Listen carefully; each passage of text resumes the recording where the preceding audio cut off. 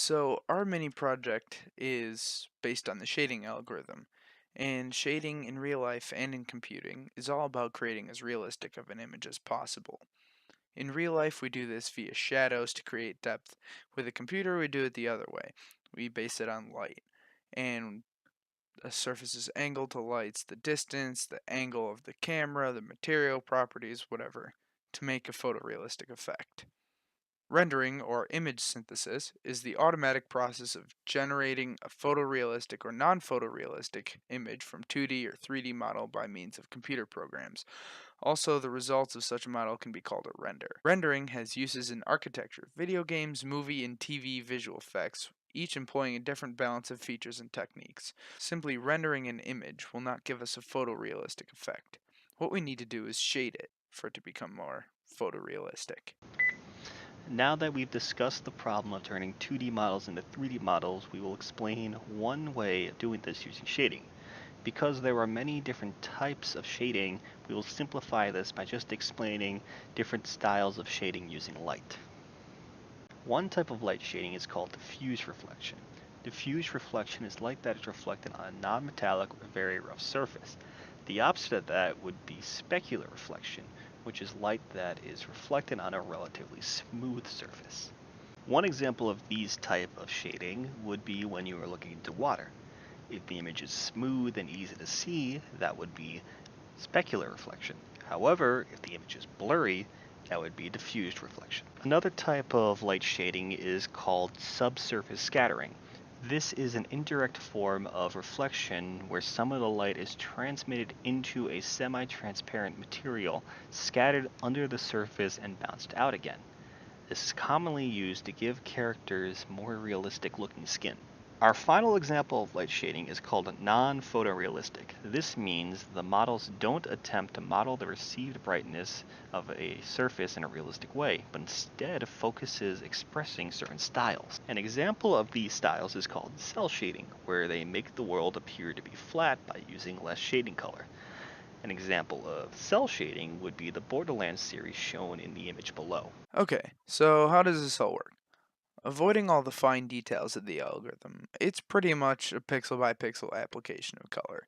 So every pixel has a few fields: red, green, blue, and transparency. This is usually referred to as RGB, and I'm sure you've probably heard of it. Applying this to objects, what we do is we use a mapping function and we associate the RGB scheme and we map it to an XY or an XYZ coordinate. And yeah, we have our whole algorithm. First, we design or use a function to color a certain pixel according to the RGB color scheme. Then we take a mapping function for that pixel and we apply it to a coordinate on the geometry that we're shading.